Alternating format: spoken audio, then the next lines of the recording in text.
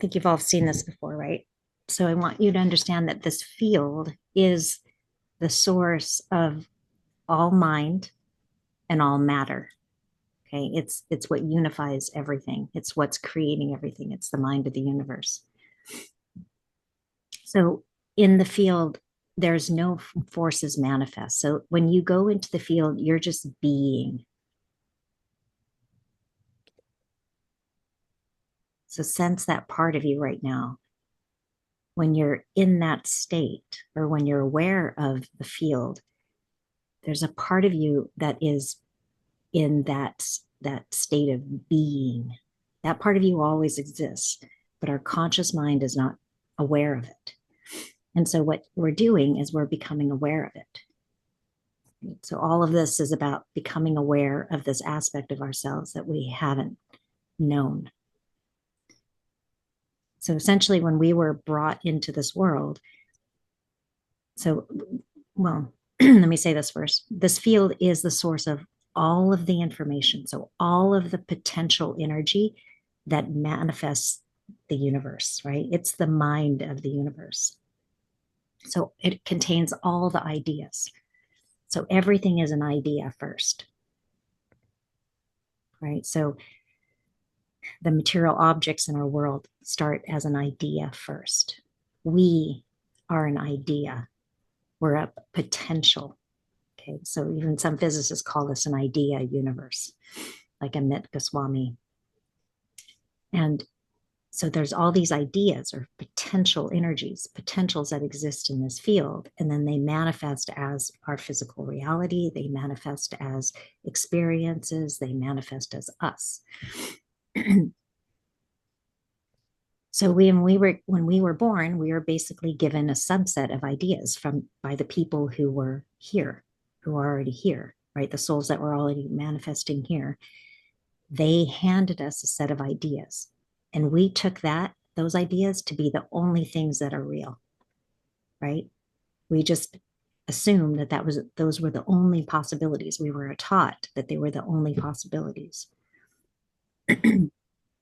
But what they did was they taught us to shut out possibilities because they didn't know that there was all this, there was infinite possibilities, right? And then that was repeated to us over and over, that these were the only possibilities. And we took that as truth.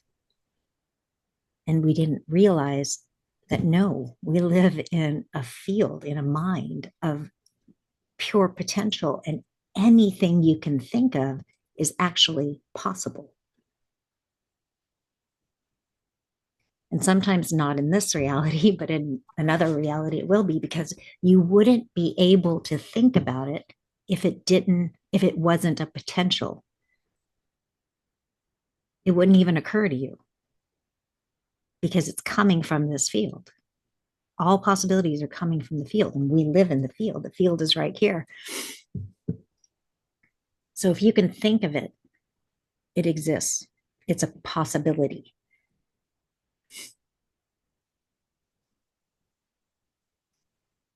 So now we know this. So if you can accept that this is the mind of the universe and it's a source of all knowledge and all matter.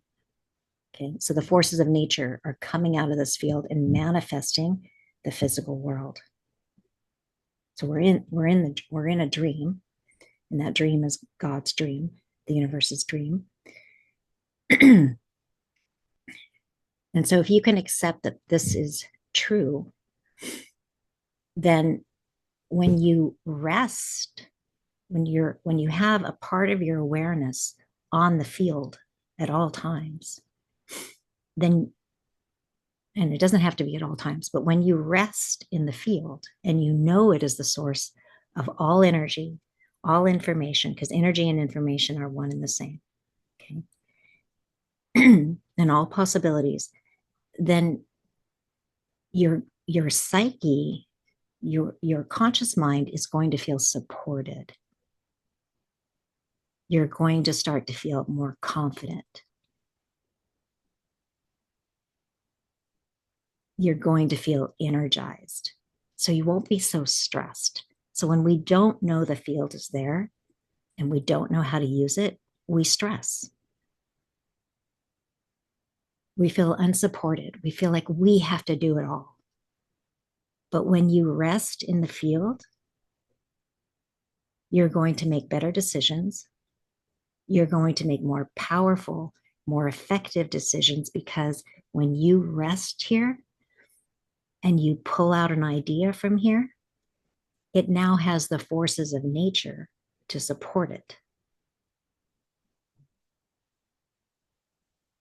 It's a more intelligent thought.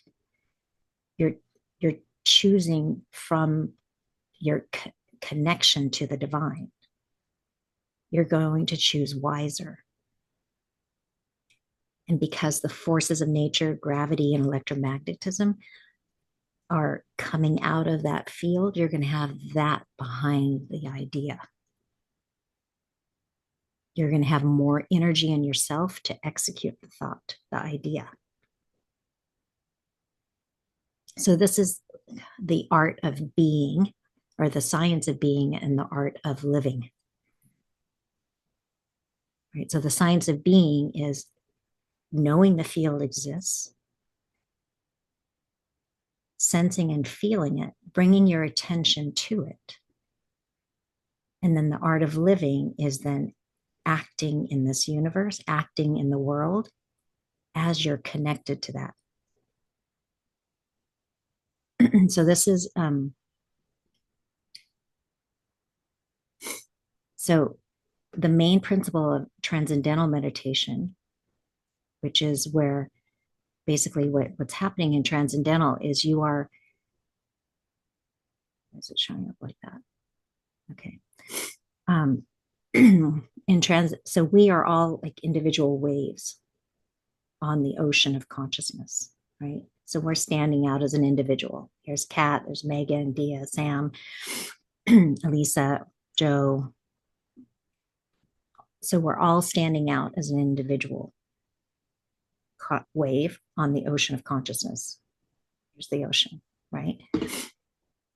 And when we bring our attention back into the ocean here,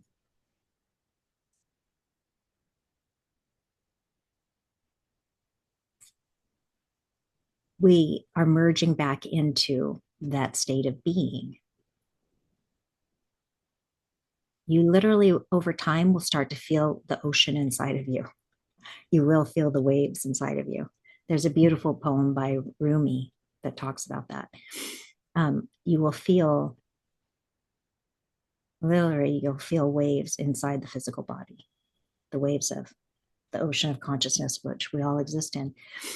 So in transcendental meditation, what you're doing is you're transcending the physical reality, right? You're still, your body is going to still be here in the physical reality, but you're taking your level of awareness to the bottom of the ocean or back to the ocean. So it's your level of awareness that you're taking to the ocean.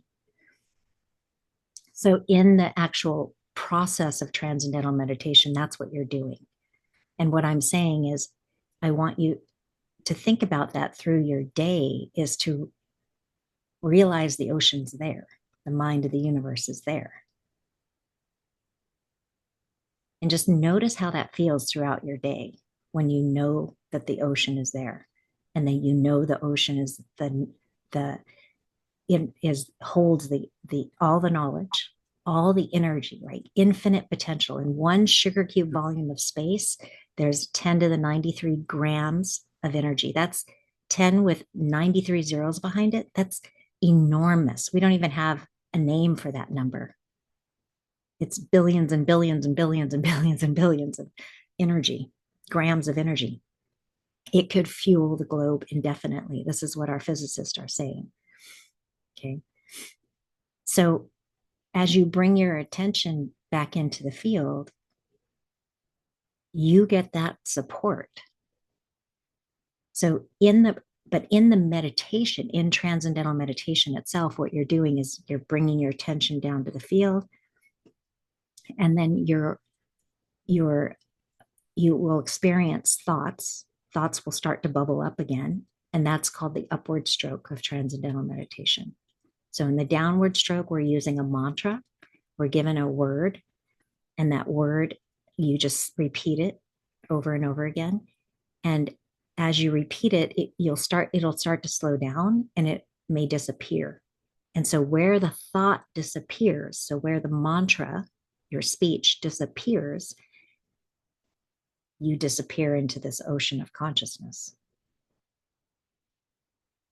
And so what we're doing is we're allowing the conscious mind to experience the full range of our mind.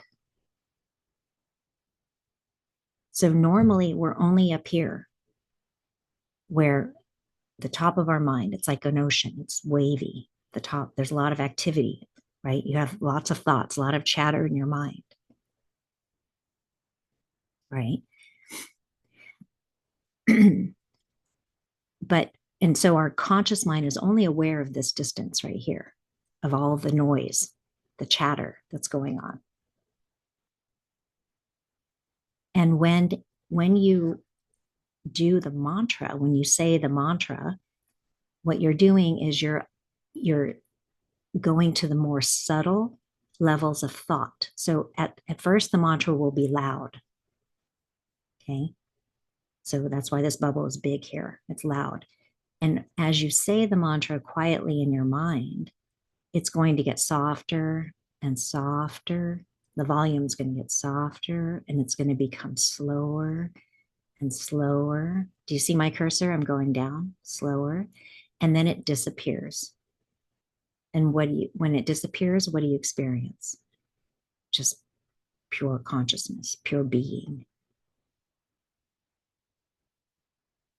So what we're doing is we're opening up our conscious mind. Instead of just experiencing our everyday thoughts, the chatter in the mind, the noise, we're now allowing the conscious mind to experience this full range of our mind.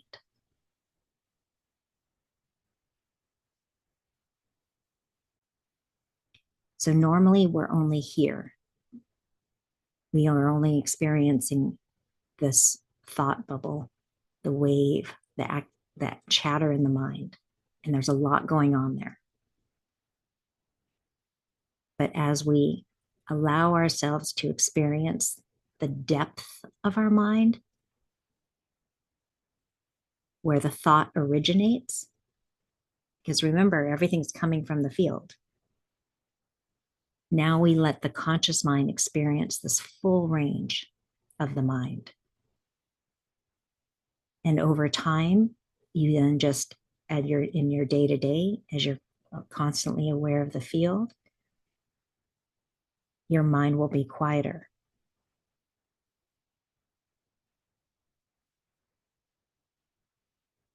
Now, one more trick to this, not trick, like tip, is that when you're sensing and feeling, you're in the present moment. You're not thinking. Your intellect will still be there. You'll still process information. But you're in the present moment. It's not the chatter. So we're turning on our inner senses. So basically what we're doing is we're allowing, so the inner senses are always there. Our senses are always there, but we're not utilizing them because we're too active. We're on the ocean. We're up where there's a lot of activity, right? Up here. We're not allowing ourselves to experience the depth of our mind or the depth of physical reality or the depth of the field.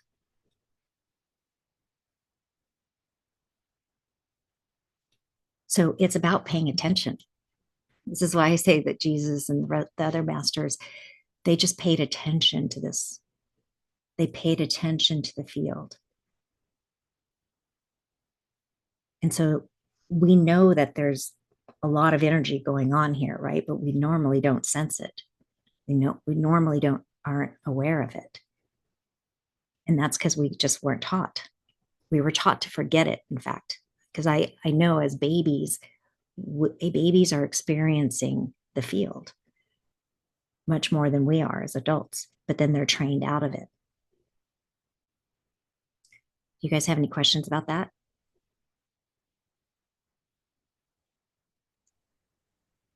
It's not a question, but I must comment that presentation has changed my life. Because when I talk right just now, and I'm not exaggerating, because in all this talk about the field and the thoughts, and I was thinking of the field as up here and all and everything in it, but then now I'm thinking the depth of the field, being really present to that. And that's where the information and energy is sustaining and growth. And this, the on the top of the ocean, as you say, that's it's a different field. Mm-hmm. So, oh, this is beautiful. This is so it feels I can get my teeth into it. Thank Okay, you. good. Yeah, you're welcome. Yeah, I have a comment also not a question, also a comment, but it blew my mind how you said that all possibilities exist in the field. And it's the fact that you wouldn't even be able to imagine it if it didn't already exist. That was the part that just, I will always remember that. That really makes so much sense. It's just such a big light bulb moment for me. So thank you for that. Good. Yeah. I have a question. Mm-hmm. I have two. So one is what is the mantra? What is the word or series of words? That's number one. And then two, is it still coming from our heart space? Do we still think of are we radiating from our heart while we Well, chant this? okay, so no. Okay. Okay, so you're not actively radiating. So there's a difference because of the good questions. Okay, so first of all, the first question was the mantra. So when you learn this from a transcendental teacher, they will give you a mantra, but I'm going to give you one to use. But if you were to actually go to TM, the organization, and learn this, they would give you a mantra, a personal one for you. And it's really a word that means nothing. It's not supposed to have any sort of meaning because you don't want the mind to create meaning. Because what you want to do is you're trying to not have your conscious mind be so active. You're merging back into the mind of the universe. You don't want to stand out as the wave. So when you've got a lot of activity in the mind, you're standing out as the wave. Okay. So we want to bring the mind, we want to merge I point here, but we know that the mind is not here, right? But we want to merge our conscious mind back into the ocean of consciousness so it can rest. The mantra is a tool. Okay, so the mantra is a tool to bring, so the natural tendency of the mind is to go towards what are we all seeking? Happiness, right? The natural tendency of the mind is to seek more information, more wisdom, more wholeness, and more happiness. All of those things are kind of fit in the same bucket, right? We want more information, we want to feel more whole, and we want more happiness. And whether we know it or not, we're seeking more wisdom. And where does all that come from? The field, right? When we go back into the field, that's the source of all of that. Okay, so Transcendental is using the natural tendency of the mind to want to go towards that.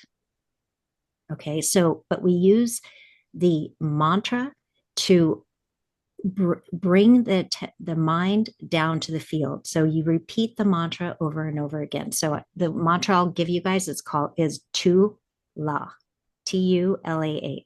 Tu La means nothing. It's not supposed to have any sort of meaning. Okay, so you just repeat it. Tu La, Tu La, Tu La. You're saying it quietly in your mind. Okay, and eventually you'll see that it will get quieter and quieter because you're going to the more subtle levels of the thought, and then it'll disappear. Okay, you're not trying to make it disappear. You're not trying to go slower. You're not trying to do anything. You're just repeating it. Okay, so The beauty of transcendental is you're not trying to do anything. So whatever happens, you accept. If you fall asleep, you accept that. If it just keeps going, you accept that. If it goes away, you accept that. But when it does go away, that is when you've brought your conscious mind back into the level of being. Okay. Now, your other question was, are we still radiating the heart energy? And you will, but in a different way. It's more of a process. It happens naturally. Because where are you going? You're going to the field. And where does the portal for the field is the heart? I mean, it's all around you, but there's a big portal in your heart.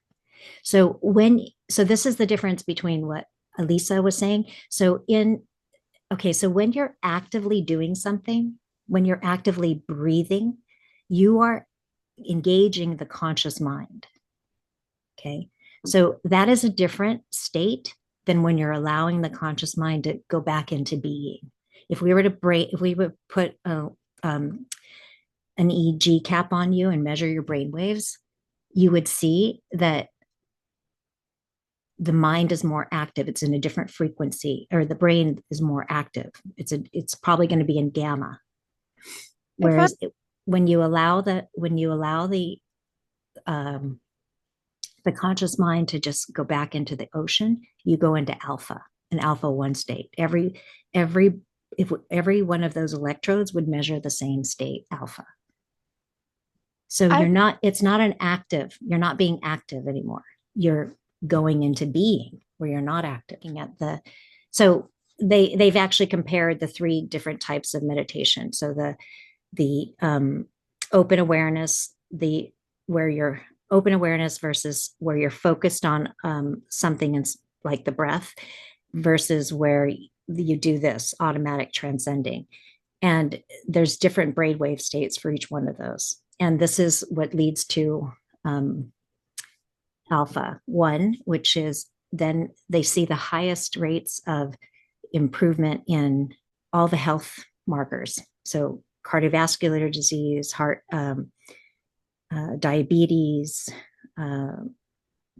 insulin resistance, high blood pressure, cholesterol, all of those markers go down, and compare for this a lot more than the other 2 types of meditation. Thank you. I'm not always going to have you guys do this.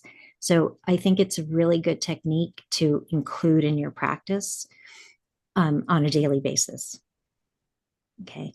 So now where the slight difference in where I'm taking you sometimes when I'm having you shine from the heart, that's where I'm having you as an individuated consciousness really engage, like you come in as the creator.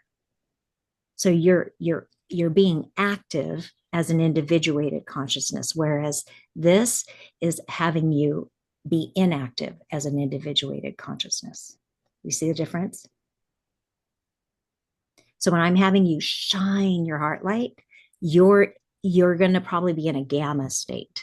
Your brain waves will be in gamma. You're acting as an individuated consciousness, actively participating in life, right?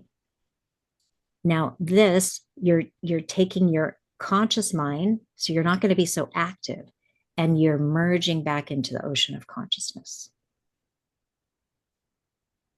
Okay, so you go from a state of acting to a state of being.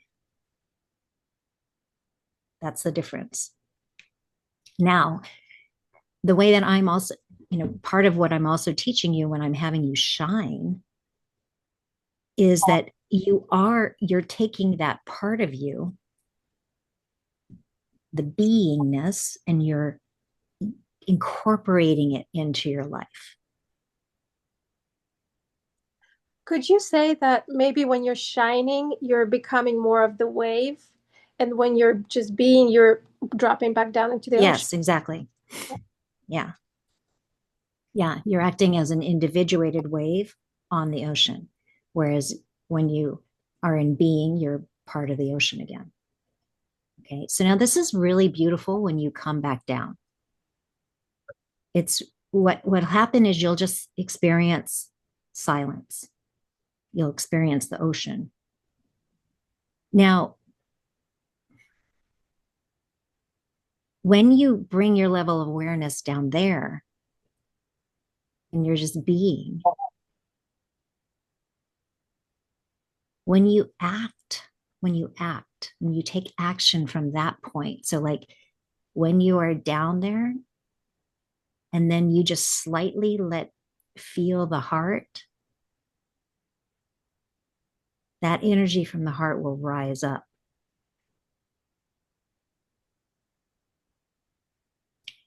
Which is the ocean. You're just allowing the ocean to come up a little bit more. Now you don't have to act. It will come up on its own. It's like you're feeling the ocean rise up inside of you. So when you're actively doing transcendental meditation, you're going to allow that to happen. You're not going to try to make it happen. Okay. But separately, as you go about your daily life or when you are practicing meditation, you can play around with allowing the ocean to come up. So what's the difference between actively shining it and allowing? So when you're actively shining it, you're acting as the wave, okay, as the individual. And when you're allowing it to shine, you're going back into the ocean. So there's a slight difference. When you're allowing it, you're relaxing this active mind, individuated consciousness. Was there a question? Dr. Kat? Hi. Can you hear me? Yes, I can. Hi. Hi. This is so funny because I've spent the last week diving. And so I think about myself, right? And the top of the ocean. And then as I descend down into the ocean, the reality is completely, different. Yes. And so just the analogy is a little, I can really relate to that. And being 60 foot down in the ocean and just the experience of being there, and the analogy just it's funny to me right now. Yeah, no, that's wonderful. What a yes. Synchronicity, right? Yes. Yeah. So sometimes in our sessions, we're doing the heavy breath work to start with, when we do 30 or 40 breaths. So in terms of that wave and the shallow waves on the top and the allowing down in the bottom, I'm sort of getting the sense that maybe I'm not allowing because I feel the most blissful after we've oxygenated the cells.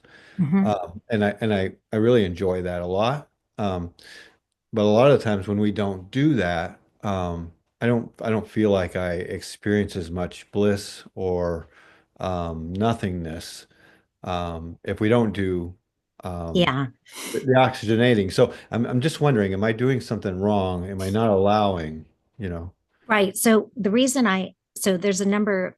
Okay. So the breath is a very powerful tool to calm the waves.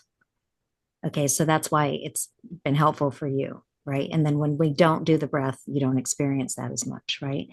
So you still have a lot of activity in the mind. So you have too much going on in the mind. You're still at the surface level of your mind. And that's why you're not allowing, or you're not experiencing that bliss, the quietness. Okay. Right. Okay. So kind of what I was getting a sense of. So that's why I do, especially for new people, the breath is so powerful. Now, the breath is also beneficial just in general to highly oxygenate our system, because the mitochondria, which are inside our cells, they are what's producing energy in our cells, cellular energy. So all reactions need that energy. Every reaction in your body needs that energy in the form of ATP to happen.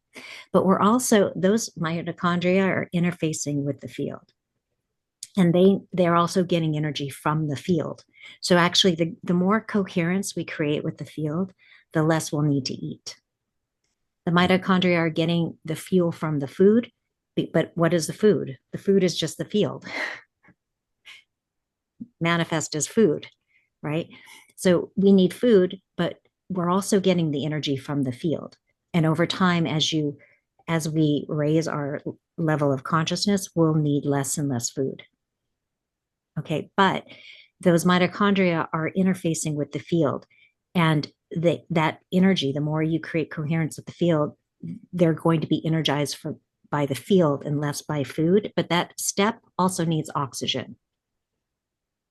So when we highly oxygenate our cells, it's really beneficial for the body and for our spiritual growth. Okay. So, and if you don't have oxygen, your cells don't work well, right? We know what happens when you don't have oxygen at all, you die, right? But if we can have, so what happens when our mitochondria don't have oxygen is they start dying, and they send a cell danger response. And that puts people, when that's happening over time, that puts people into chronic disease. And so that can manifest in many different ways. It can be high blood pressure, high cholesterol, insulin resistance, diabetes, pain in the body, right? So the more coherence you create with the field, the healthier you're going to be. And then the more we oxygenate the system, the more coherence you're going to create with the field too. So now, so when you're not doing that, so when you're not doing the breath, so what I say is use the tool, right? So if you have an active mind and you can't get into that state without the breath, then use the breath, right? Okay. It's right. Yeah, So a lot of times during the week when I'm not in class with you, I'll go back to some of those older ones where we're doing the breath work because I feel like I can it get really there. helps you. Yeah. Yeah. But Yeah. I'm also just trying to understand, what's happening with me. And it sounds, I suspected that my mind was just being too busy. And I don't know how to get past that unless I'm doing the breath work.